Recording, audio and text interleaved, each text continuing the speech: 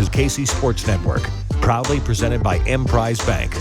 All right, we're back here on 3 John Kurtz with Cole Manbeck and joined by Kobe Savage, Wildcat safety, coming back from injury this year, and excited to get the lowdown from him. Of course, every pod here and all our coverage from Big 12 Media Days is brought to you by Holiday Distillery.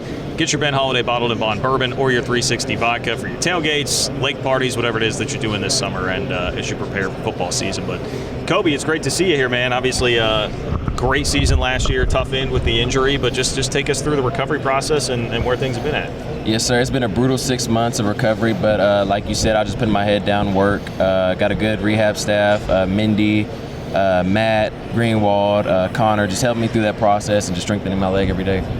I don't mean to put you in a bad spot here, but what was your initial reaction when it happened? Can you take me through the play and what happened, what it felt like? Yes, sir. I was going to lever a block. I ended up planning wrong, got my foot stuck in the turf, and my leg just snapped the other way. Too many forces going opposite directions, and I heard the pop, but I didn't want to tell anybody. My adrenaline was flowing, so I thought I was okay. I stood up immediately, could not stand on both my legs, so I ended up falling down. And right after that, I knew something was wrong. So I stood up. I just want to walk off and make it look like nothing was happening to me because I wanted to be tough. But yeah, I knew something was bad. They took us to the 10. They did the ACL test. They told me I'd have to get the MRI the next day. We had your dad on the pod, actually, I think a week after that occurred. What was it like emotionally for you to get over that? You were having a great season. The team was having so much success, and then you had to sit on the sidelines and kind of be a leader from afar.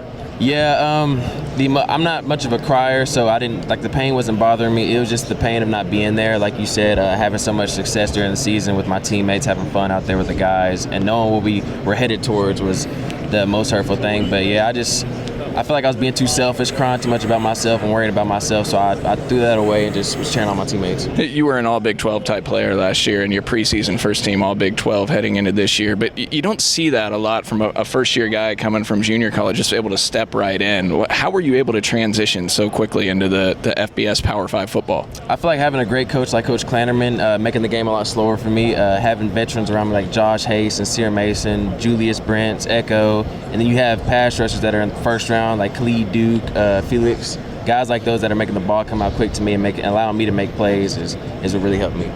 What is working with Joe Klanderman like? We hear a lot about how he's, obviously a brilliant defensive mind, great defensive coordinator, but take me through what it's like working with him on a day-to-day basis. Coach Klanderman is a genius, and he's never played the position of being a defensive back, but he understands it so well. That's what makes him so smart and impressive on the field. He's very level-headed, won't scream at you or yell at you, which is kind of scary because you don't know if you're in trouble or not, but he's a great coach. Like you said, very smart. Details all of our work, can put the slowest safety in and allow him to make plays. So I feel like him turning me into the ball player that I am just shows a lot about his game. Are there parts of your game that can be better post-injury, like having more time to get into the film room and look at some things that you wouldn't otherwise? Yeah, for sure. I feel like whenever I did get hurt, I watched a lot more film. Before my surgery, I got to watch a lot of the games, and then after the surgery, I got to just dissect things that I could have worked on throughout the season that I probably wouldn't have been able to do if I wasn't hurt. So yeah, like you said, just getting the mental aspect throughout the injury of things that I could work on. And that's something I wanted to hit on, Kobe, because not to go back to the injury too much, but just you often hear about the mental challenges of getting over something like that and wanting to get back to be yourself and trusting the knee. How are you from a confidence standpoint in that and feeling like you can be yourself again? Right now, I'd say 100%. I don't get fearful of any movements that I do, jumping, squatting heavy, running, cutting. There's nothing that scares me at all. In fact, whenever I first started doing defensive back drills, I felt just completely fine, didn't fall, no false steps or anything. So really it was just me telling myself that I'm healed. That's all it was. I just kept telling myself that, reiterating that to myself, and I felt really fine. You guys lost, obviously, some key pieces on the defensive side of the football. Echo's gone, Julius Brents is gone, Josh Hayes, Felix, obviously, as well. How do you replace those guys? How do you feel about the defense looking into the next season? Yeah, like you said, those are key players, amazing players. They're going to have great careers in the NFL. Really just finding guys to come in that want to work, walk on, JUCO, it doesn't matter what you are, just as long as you're going to come in and work, watch the extra film, do the extra rep, do the unrequired. Just having guys like that with the same mindset as us, those are the guys that we're going to need to win. Who's somebody, I'll leave it defense or offense, but somebody that we should be talking more about on this team that doesn't get enough run? I'd say for sure RJ Garcia is going to have a really good season. DJ Giddens, BJ Payne, Jacob Parrish, and Marquise Siegel.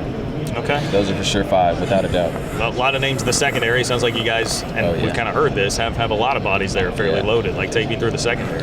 Yes, we got Marquise. This is just a safety. Marquise, me, BJ. We got Kobe McAllister.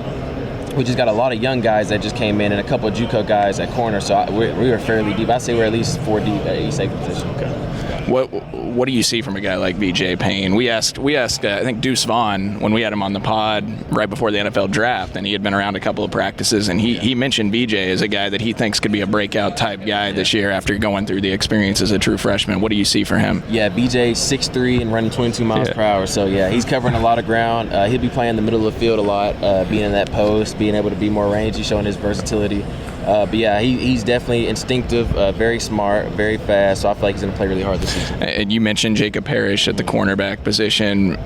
Maybe take us through his development. I thought he was really impressive, obviously, as a true freshman, just stepping right in last year. But maybe some other guys too, like Will Lee, that have come in. Keenan Garber and what he did at the end of last season. Yeah, Keenan Garber is insane. He stepped up his corner game a lot this season.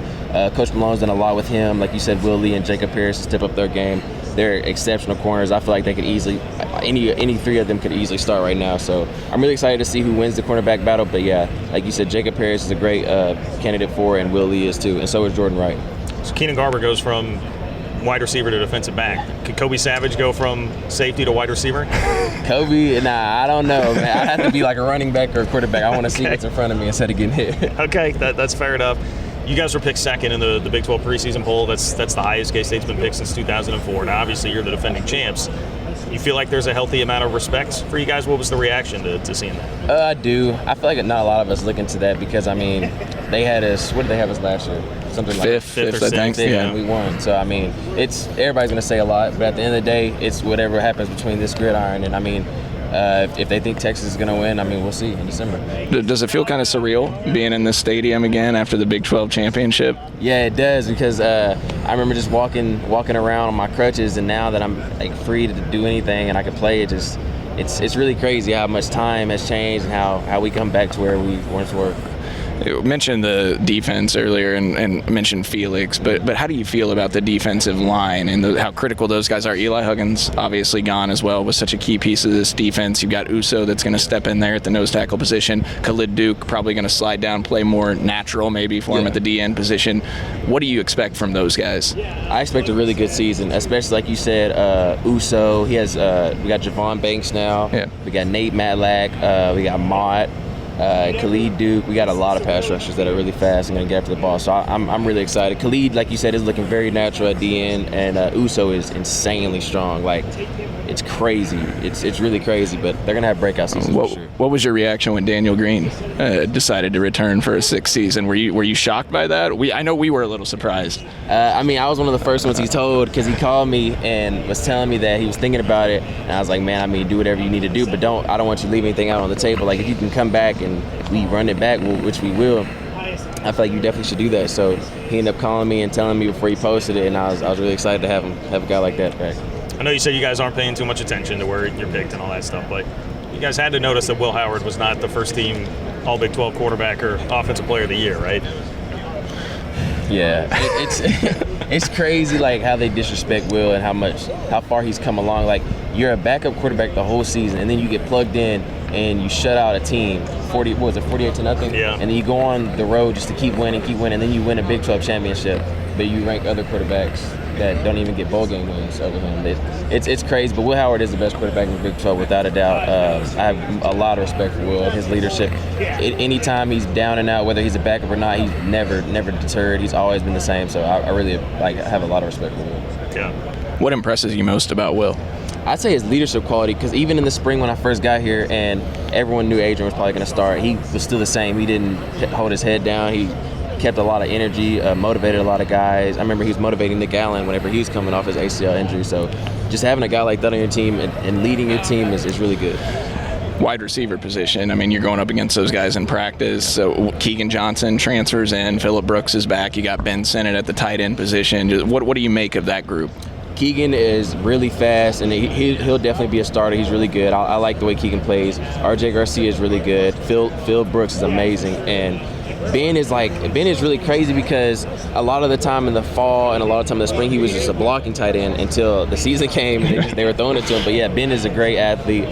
He's for sure going to be an All-American, potential first-round pick, without a doubt. Yeah. Well, we definitely like hearing that. I mean, you mentioned you're going to run it back, right? But how much are you guys talking about that throughout the offseason? Is that being like the real primary motivation for this? Yes, sir. Just like last spring, we reiterated Big 12 championship. We would always break it out on that. But this year, we've been breaking it out on national championship.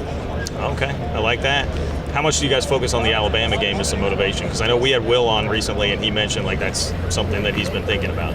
Oh yeah, without a doubt. Me not even being able to play, it motivated me more. Like not having those games or those teams that I didn't get to play motivated me a lot more. And like you said, Alabama, big teams that I could have played against, is definitely putting a bigger chip on our shoulder like we already have. It's a more like general college football question here, but as a guy that's in a locker room with NIL a part of it now, what is it like? Like when you know guys maybe having NIL deals, and we've heard other places where there's like locker room issues with that sort of thing. Just what is it like for you guys to deal with that element now? I feel like at K-State, everybody's humble. Like, you got guys that you know are getting NIL, like big-time names, like maybe Will or maybe Avery Johnson, like just big guys like that. But we're all cool with each other. Nobody's going to act Hollywood or anything like that. So there's no NIL issues. I feel like there's no arguments or fights about that at all, especially not at K-State. Yeah. On the offensive side of the football, one more. Obviously, Deuce is now gone, but you mentioned DJ Giddens earlier as a guy that could have a really nice season, and he played really well in the time that he had last year. Him and Trayshawn Ward, how do you think about that backfield? What do you think of that group? I think it's just going to be like Deuce and DJ. It's going to be really crazy. Trayshawn is an exceptional runner. He had a broken wrist. Whenever I first got injured and I was in the pit, I was just watching him move, and he moves exceptionally well. He's going to be a really, really good back. And DJ being a powerful, strong back with no emotion at all on the field, just making plays. So I feel like they're going to complement each other a lot. I just got to close here. You kind of laughed when we said we had your dad on the podcast. What you think? Who's better? Who's got the better appearance on the Three Mile podcast? You or your dad? Probably him. He has. I feel like I have a lot of personality on the field, but he's definitely a personality whenever it just comes to just chilling. So probably him. All right. Hey, Kobe, we appreciate you stopping by. Best of luck this year, my friend. Sir, appreciate y'all.